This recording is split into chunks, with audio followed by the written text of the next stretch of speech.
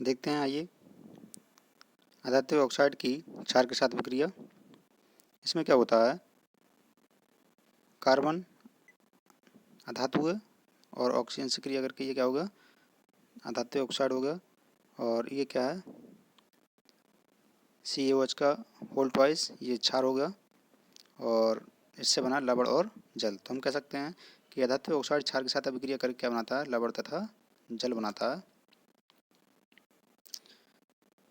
तो यहाँ क्रिया किस प्रकार से हुई समझिए।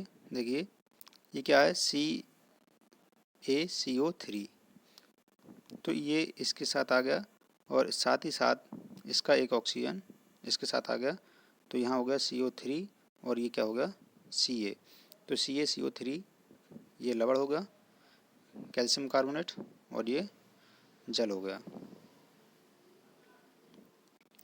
जलीय विलयन में अम्ल एवं क्षारक जल की उपस्थिति में हाइड्रोजन आयन प्लस आयन उत्पन्न करते हैं।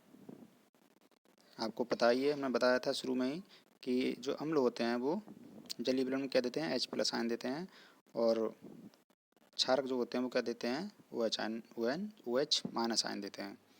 देखिए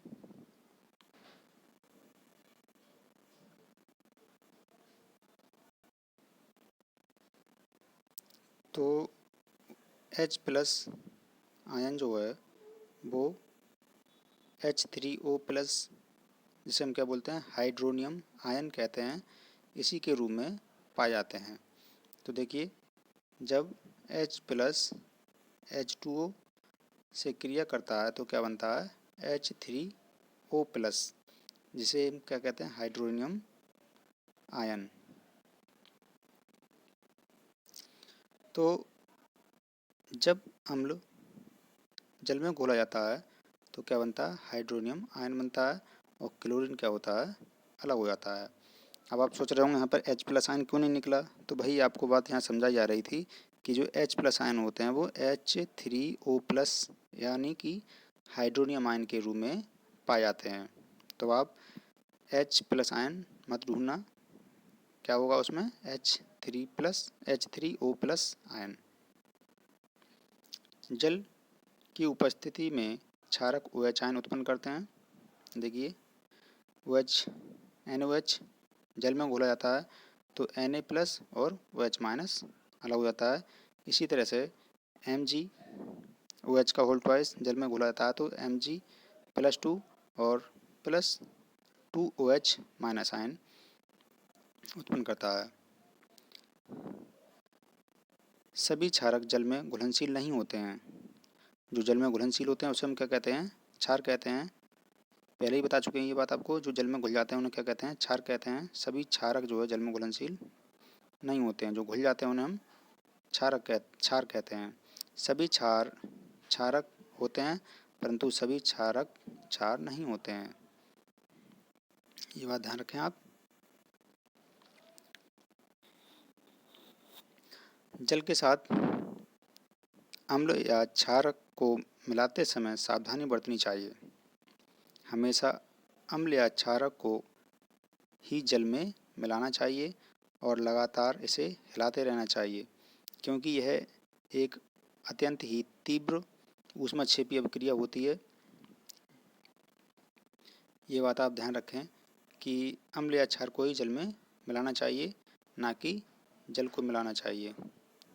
ये तरीका क्या है, गलत है। जल को अम्ल में नहीं मिलाना चाहिए, जबकि जल में मिलाना चाहिए किसको, अम्ल को।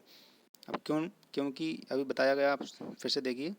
जिससे क्या होता है, जब अम्ल इसमें धीरे धीरे डालते हैं तो एकदम से बाहर नहीं निकलता है, लेकिन अगर जल एकदम डालेंगे हम इसमें या धीरे धीरे डालेंगे तो ये बहुत तेज़ी से इसमें क्या निकलती है, उसमें निकलती है और अम्ल भी बाहर आ सकता है, जिससे हमारी त्वचा जो है जल सकती है।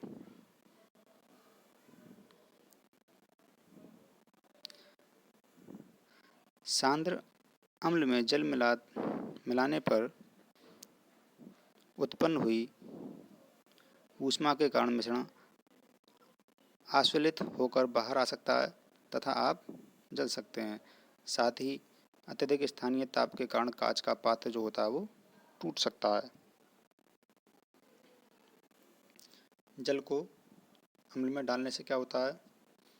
मिश्रण आश्रित होकर बाहर आ सकता है या स्थानीय ताप के कारण पात्र जो है टूट सकता है।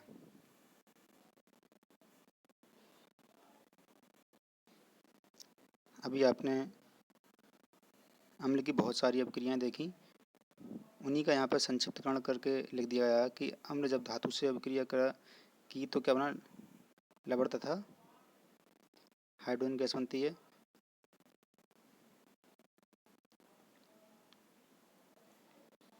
और धातु बाइकार्बोनेट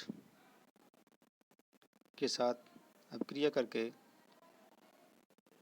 लवण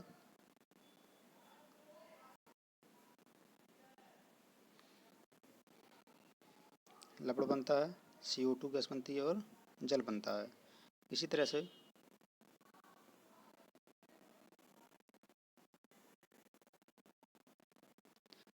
अम्ल जो है धात्विक ऑक्साइड के साथ क्रिया जब करता है तब लवण और जल बनता है।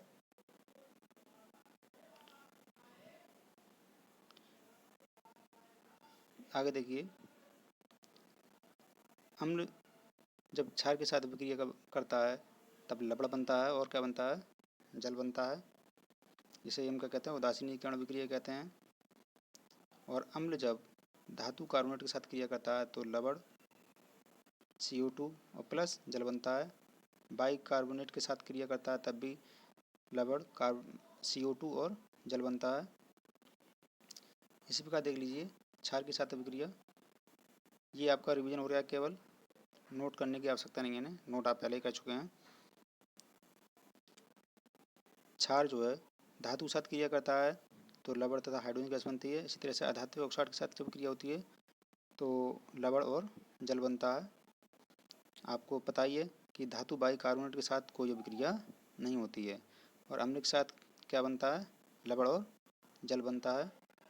और धातु कार्बोनेट के साथ कोई अभिक्रिया नहीं होती है। तो चलिए, इसके बाद हम अगली वीडियो में आपको अम्ल एवं क्षारों में समानताएं और इसके साथ ही सार्वभौमिक सूचक और pH स्केल के बारे में पढ़ाएंगे। तब तक आप मेहनत से पढ़ते रहिए।